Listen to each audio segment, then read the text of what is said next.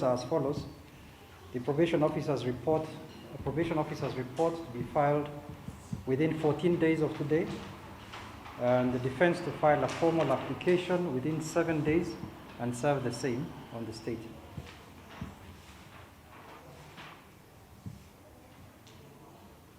Can we have a mention date for the application?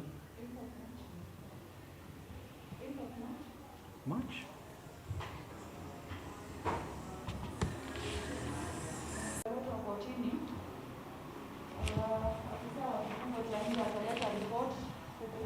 Wakijawapo pia naye atakuwa ametayarisha application ya kuomba bond na kwenye upande wa